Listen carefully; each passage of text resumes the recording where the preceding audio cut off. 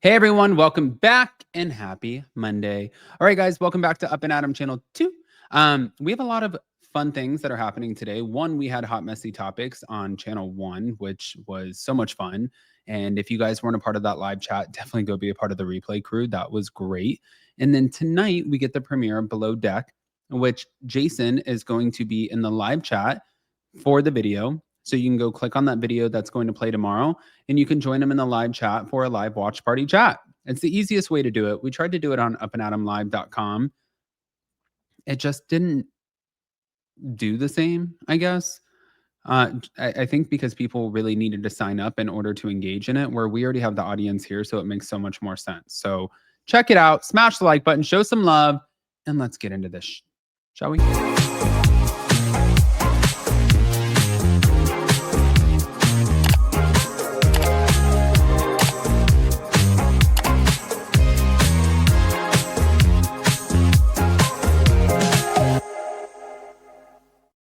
All right, guys. So I wanted to start right here with Gia. Oy, there was a lot that happened. Clearly, Gia has been through a lot, but her mom, Teresa, that feud with Jackie Goldschneider, it had repercussions for Gia during her college years, where Teresa brought up a rumor about Jackie's husband, Evan, allegedly cheating on her. And she said, well, what if I heard a rumor that said that she was snorting in the bathroom? Pasta. Teresa lost her shit, which anybody would. But in Real Housewives of New Jersey, like season 11, Teresa, confronted Jackie over a cheating rumor, and Jackie responded with an analogy. That was the analogy. It wasn't a good one. And Gia said that the analogy was insane, regardless of whether it was meant figuratively or not. During her junior year of college, she was called into a sorority standards meeting over the drug comment. And she was asked directly, do you participate in doing the pasta drug? She said, no, I do not. The meeting was short, but she said her composure and anger, those were evident, and it ended pretty quickly. And she was frustrated. And Gia should be frustrated. She was collateral damage in that whole conversation. And the question should never have needed a standards meeting, is what she pretty much said, and that the sorority members already knew that she did not engage in that drug. And she said that she texted Jackie afterwards, upset about being dragged into a standards call. But regarding her living situation and independence, she's currently apartment hunting and she plans to move out very soon, which I think is going to be amazing, in about a month from her mother's home. She didn't feel pressured though. I talked about this. Her mom's not kicking her out, and she doesn't think that living with her mom is bad. But if you guys aren't watching Special Forces, The World's Toughest Test, you should. Gia is doing a great job on that show. The show allowed her to confront anxiety, second guessing, personal challenges, and through filming, her and her mom talked about things that they hadn't before. They confronted anger, and she felt that the journey really helped her to let go.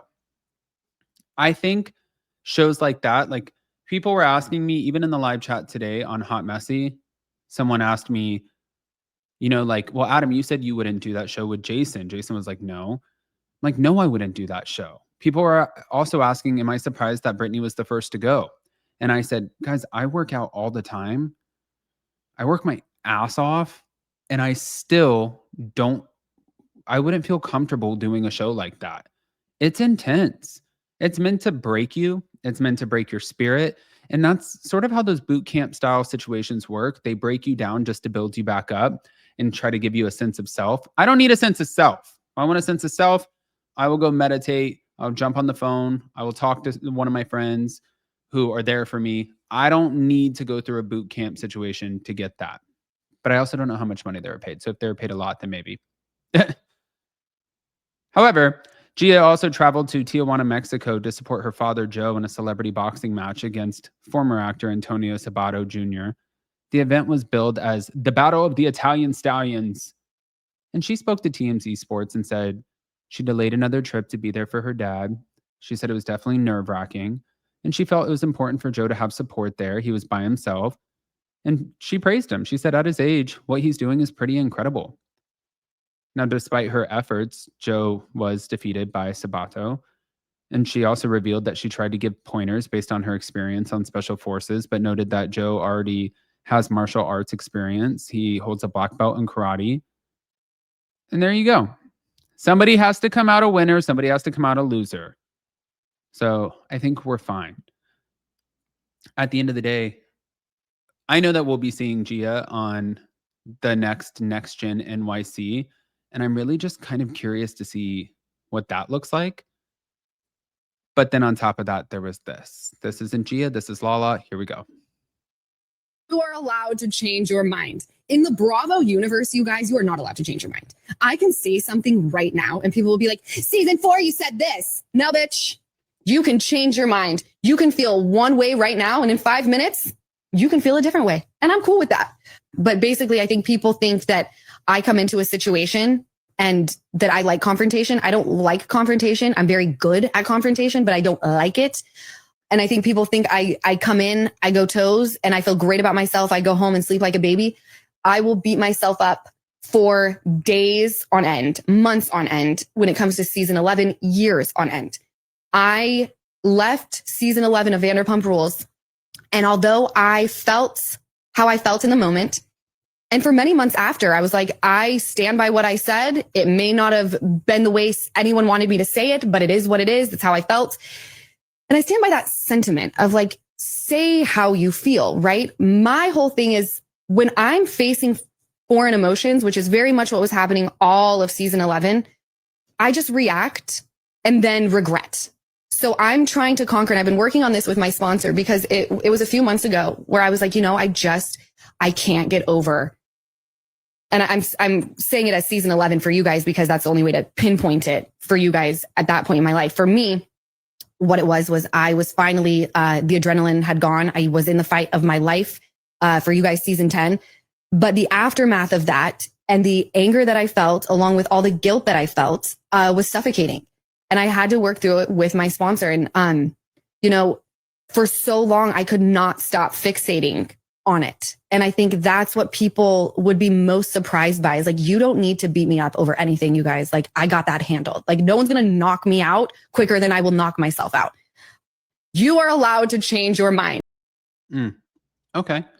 I mean, she makes good points, but I do agree with that. I feel like in the Bravo world, like when you say something on TV, people and fans really get fixated. Like they don't want you to change your mind. They get pissed off. They're like, oh, well, you did say that and you stood on this. And now all of a sudden you have a change of heart. And it's like, I feel like we all change our mind all the time. It's just you're held to a different standard because you're saying it publicly and then it replays. And then I think people forget that a lot of those episodes are replayed episodes. They're recurring because they live on the television and they live in the streaming service. And people just forget what that means. But I want to hear what you guys think, guys. Pop off, smash the like button, show some love, and we'll see you later. See you tonight for the Below Deck Anchor Watch live watch party chat.